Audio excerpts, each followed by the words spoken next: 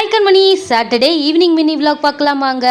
நம்ம super star movie கூலி release ஆனதுலேருந்து எப்போடா தேட்டரில் போய் பார்ப்போன்னு செம்ம எக்ஸைட்மெண்ட்டாக இருந்துச்சு. ஸோ ஒரு வழியாக இன்றைக்கி நாங்கள் மூவி பார்த்தே ஆகணும்னு சொல்லிட்டு நம்ம வீட்டிலேருந்து கிளம்பியாச்சு. ஈவினிங் ஷோக்கு தான் நம்ம டிக்கெட் ரிசர்வ் பண்ணியிருந்தோம். ஸோ நம்ம கிளம்பிட்டு 5 ரோட்ஸ் வந்துட்டோம். இந்த 5 ரோட்ஸில் ஈவினிங் டைம் நம்ம ட்ராவல் பண்ணுறது ரொம்ப ரொம்ப சேலஞ்சிங்காக இருக்கும். அவ்வளோ டிராஃபிக் இருக்கும்.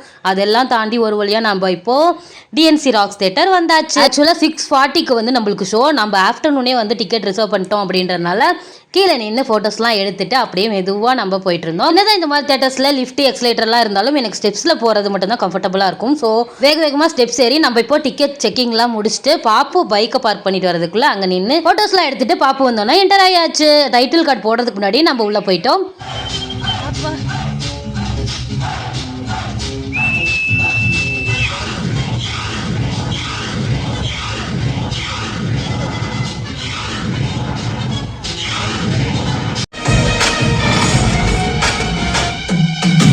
மூவி செம்ம சூப்பராக ஸ்டார்ட் பண்ணியாச்சு. நம்ம தலைவரோட என்ட்ரியிலேருந்து அவரோட செம்ம சூப்பர் ஸ்டைலிஷான டான்ஸ்லேருந்து செம்மையாக இருந்துச்சு. பார்க்கும்போது மூவியில் எந்த இடத்துலையுமே கொஞ்சம் கூட லேகிங்கே இல்லாமல் செம்ம ஹைப்பாகவே கொண்டு போயிட்டு இருந்தாங்க.